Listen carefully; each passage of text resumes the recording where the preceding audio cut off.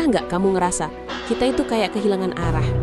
Kadang jawabannya cuma satu, kita jauh dari akar kita sendiri. Alasan pertama, budaya adalah identitas kita.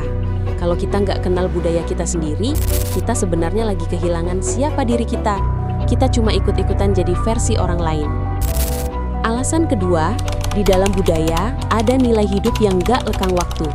Gotong royong, saling hormat, dan rasa kekeluargaan. Nilai-nilai ini yang bikin kita tetap manusia di dunia yang makin individualis. Alasan ketiga, budaya memberi kita rasa memiliki. Ketika kita bangga pada budaya sendiri, harga diri kita ikut kuat. Kita berdiri tegak tanpa harus pura-pura jadi orang lain. Alasan keempat, ini bentuk penghormatan kepada nenek moyang. Mereka mungkin nggak mewariskan harta, tapi mereka mewariskan cara hidup. Kalau itu kita jaga, berarti kita menghargai perjalanan mereka. Alasan kelima, budaya itu pondasi masa depan. Bangsa yang melupakan akar gampang diombang-ambingkan zaman.